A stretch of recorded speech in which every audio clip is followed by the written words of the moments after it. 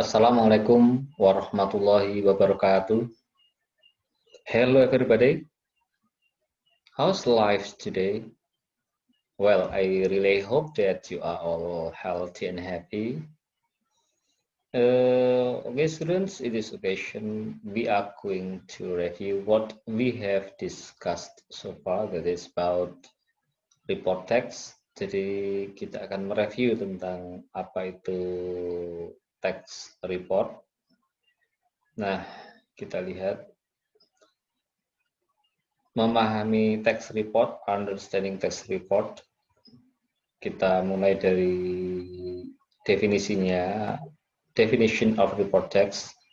Jadi apa itu text report? Report text is a text that describes things, places, animals, plants, natural or social phenomena, etc. the way they are or as it is in general. Jadi maksudnya ini text report itu adalah teks yang mendeskripsikan benda-benda, tempat-tempat, binatang-binatang, tumbuhan-tumbuhan, kemudian ada fenomena alam atau fenomena sosial, kemudian ini the way they are, ini maksudnya apa adanya, jadi menyajikan fakta ya, menyajikan fakta atau as it is, jika itu sebagai sesuatu yang single. In general di sini maksudnya secara umum. Jadi saya ulangi bahwa text report adalah teks yang mendeskripsikan segala sesuatu, baik itu tempat, binatang, kemudian ada fenomena alam dan lain-lain, apa adanya secara umum.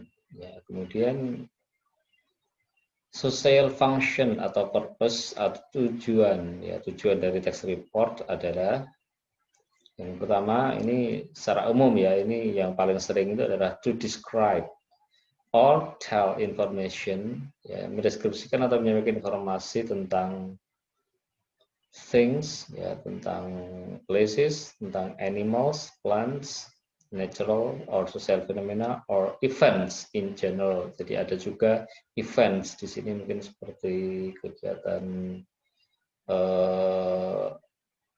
sepak bola misalnya football, atau mungkin juga kegiatan flag ceremony misalnya. Ini juga termasuk event yang bisa dideskripsikan sebagai text report. Kemudian yang B ini agak jarang, tapi tetap kita harus cermati bahwa ada beberapa teks, misalnya di sini adalah tentang binatang-binatang yang mungkin sudah langka. Nah, itu tujuan si penulis bisa jadi bukan sekedar mendeskripsikan, tapi ini yang B ini yaitu to persuade the readers, atau membujuk para pembaca atau mengajak para pembaca untuk ikut berpartisipasi dalam menyelamatkan rare animals atau binatang-binatang atau tumbuhan-tumbuhan yang sudah langka. Ya, jadi di sini bukan sekedar mendeskripsikan, tapi ada tujuan yang lebih mendalam, yaitu mengajak atau mempengaruhi pembaca agar ikut menjaga kelestarian dari binatang atau tumbuhan ataupun sumber daya alam tertentu. Jadi ini kita harus cermati nanti misalnya dalam mengerjakan soal, nah kita harus pilih mana jawaban di antara A atau B ini, entah mana nanti yang dimunculkan oleh si pembuat soal. Kemudian topik ya dari text report ini yang sering diungkap atau dibahas dalam text report seperti yang ada dalam tujuan tadi atau definisi tadi, yaitu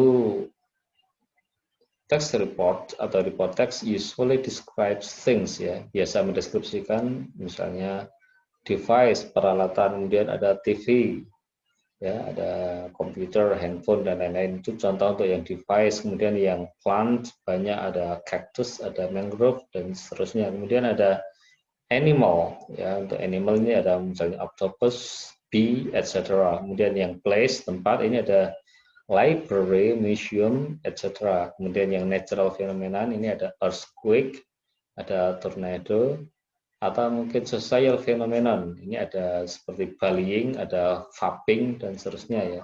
Bullying itu fenomena sering ya, ini para remaja terutama ini membuli. Ini juga sebuah fenomena sosial yang bisa masuk kategori teks report. Bisa juga vaping. Nah, ini fenomena sosial di mana sekarang orang banyak lebih sering asik dengan HP atau gadgetnya ketika dia berkumpul dengan orang-orang di sekitarnya. Jadi seakan-akan kurang peduli dengan orang lain. Ini adalah fenomena yang sangat umum di era sekarang ini. Ya, jadi saya berharap kalian juga ikut bagaimana agar tidak terlalu dengan vaping ini ya, jangan sampai kita terlalu sering ya.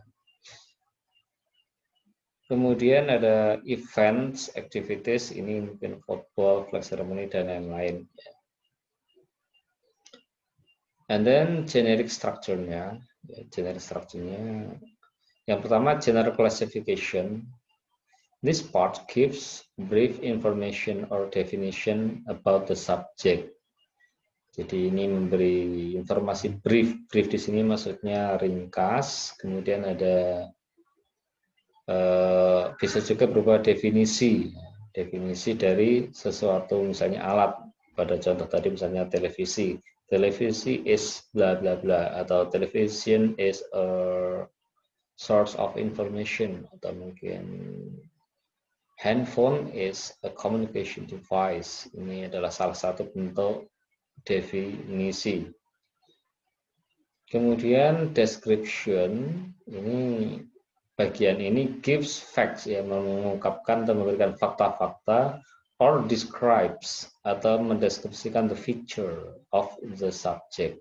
Ciri-ciri dari subjek tersebut bisa berupa appearance-nya, ya, penampakan dari misalnya binatang atau tumbuhan itu, bisa dari size-nya, ukurannya, habitat, ini untuk binatang biasanya, ini tempat tinggalnya di mana biasanya, kemudian ada behavior-nya, perilakunya, kemudian ada function, ini biasanya untuk text report yang berupa alat-alat ataupun device tadi ya.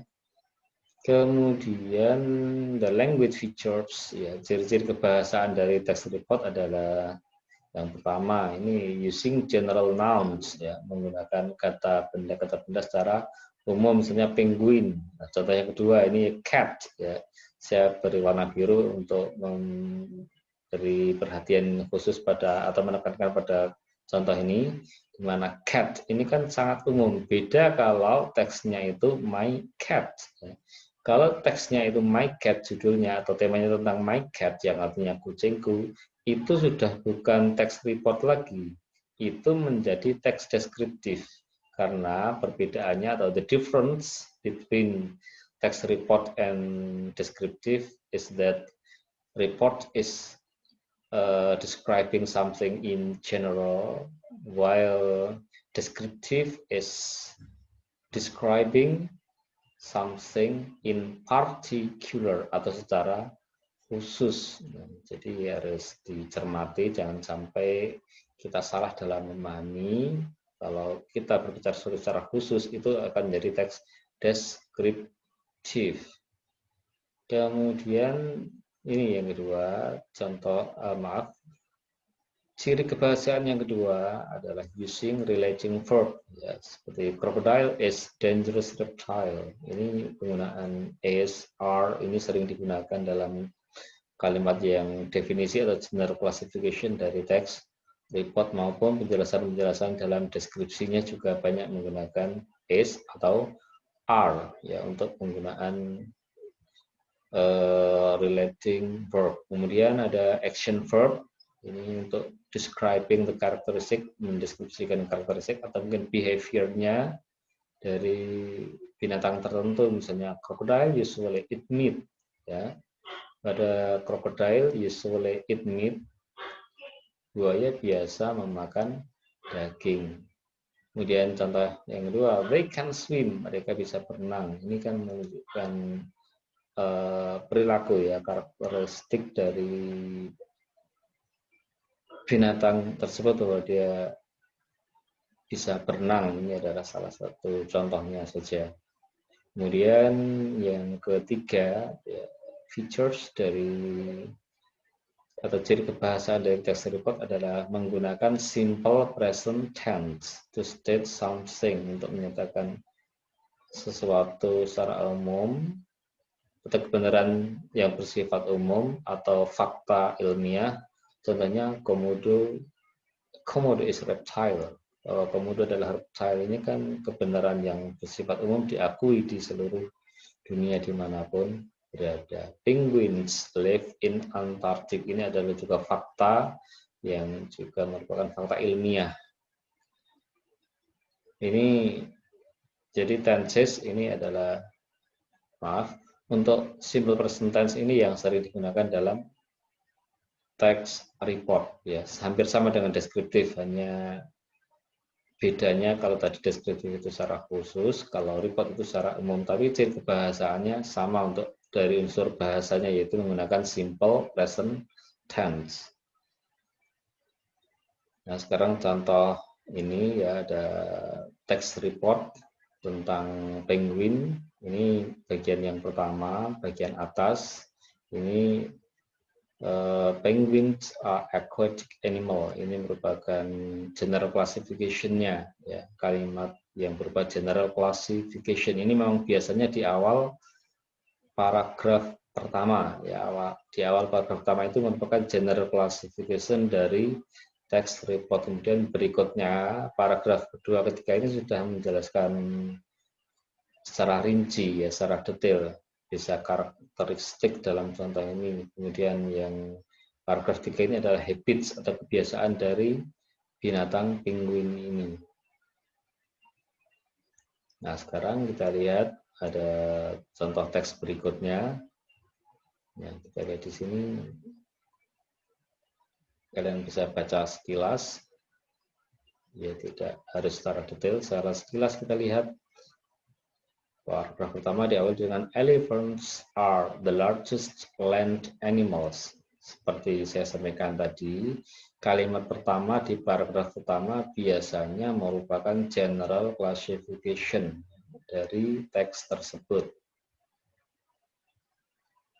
Nah, sekarang kita coba pahami teks tersebut. What is the text about?